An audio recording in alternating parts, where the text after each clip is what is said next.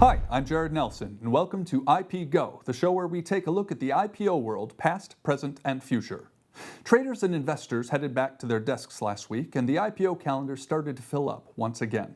Though rather noticeably, many of the listings are for SPACs rather than real businesses. In fact, there were 15 blank check company listings on the calendar for the first 2 weeks of January.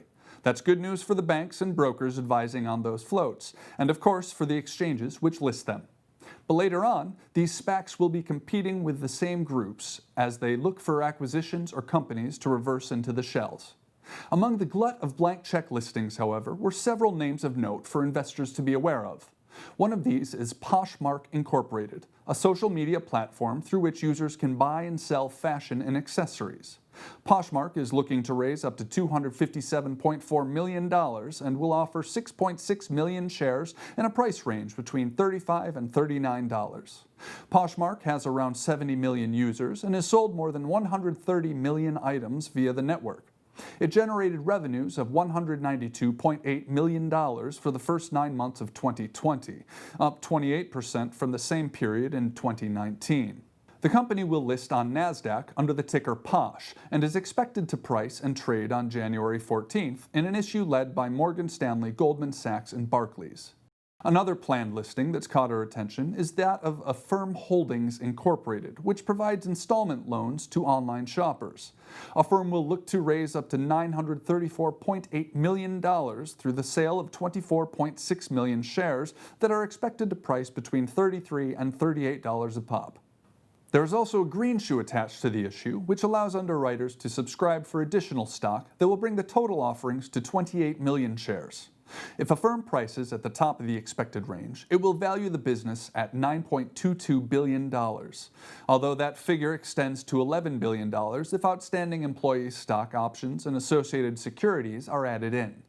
Affirm's technology is used by more than 6,500 merchants. Consumers shopping with those merchants can choose to make purchases using Affirm to spread the cost, choosing a repayment schedule with interest rates that vary between 0 and 30%.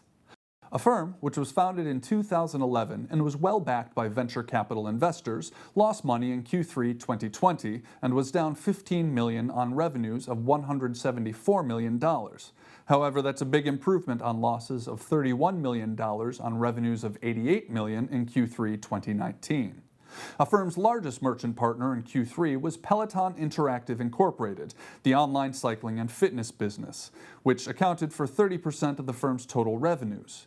10 merchants, including Peloton, accounted for 37% of Affirm's revenues in Q3 2020.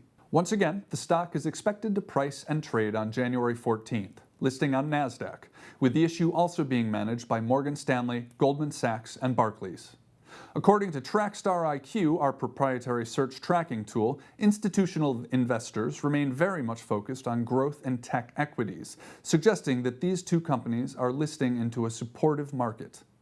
That's all we have time for this week, but as usual, make sure you do your due diligence before making any investment decisions. To find out more about our Trackstar IQ data, sign up to our free newsletter at investingchannel.com/Trackstar. Stay safe and see you next week.